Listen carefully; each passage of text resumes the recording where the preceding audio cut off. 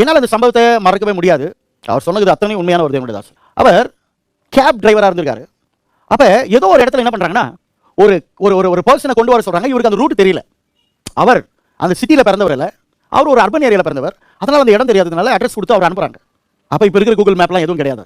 இப்போ இவர் போகிற பார்த்தா ஒரு கல்லறை இது போலலாம் ஒரு ஒரு ரிமோட் ஏரியா ஜனங்கள் நட முடியாத ஒரு ஏரியா, ஒரு தூரத்தில் இவர் போயிட்டே இருக்காரு. ஒரு பயம் வருது, ஏன்னா எங்கேயுமே ஆட்கள் இல்லை, இருளான ஒரு சூழ்நிலை, இரவு, வீடுகளும் சரியா இல்லை.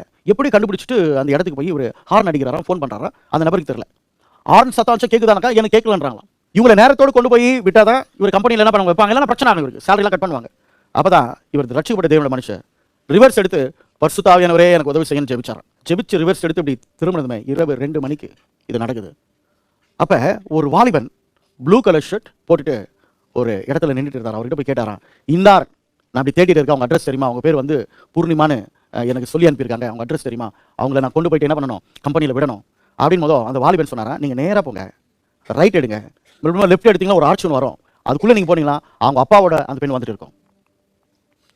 இவர் வந்து ஒரு பதட்டம். அப்போ சொன்னார், தயவுசெய்து எனக்கு நீங்கள் வாகனத்தில் உட்காருங்க, நான் என்ன பண்ணிடுறேன், அவங்களை கூட்டிட்டு இங்கே ட்ராப் பண்ணிட்டு உங்களை போய்ட்டு போது அவர் சிரிச்சிட்ட வாகனத்தில் உட்காந்து ஒரு 100 மீட்டர் கூட போல.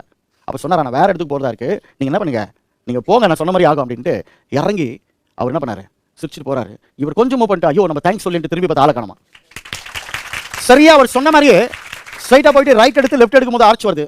அதுக்குள்ளே போனதுமே அந்த பூர்ணிமான்ற ஒரு பெண் அவங்க தகப்பனோட கேபை நோக்கி வந்துட்டு இருக்கான். தேவச்சனங்களே, நான் இதை தான் சொல்றேன், உங்கள் பலவீனங்களிலே உங்களுக்கு உதவி செய்கிற ஆவியானவர் எந்த நேரத்தில் அவர் உதவி செய்வாருன்னு நம்ம அப்படியே நம்ம சொல்ல முடியாது. ஏனென்றால் எல்லா விதத்திலும் அவர் ஹெல்ப் பண்ணுவார்.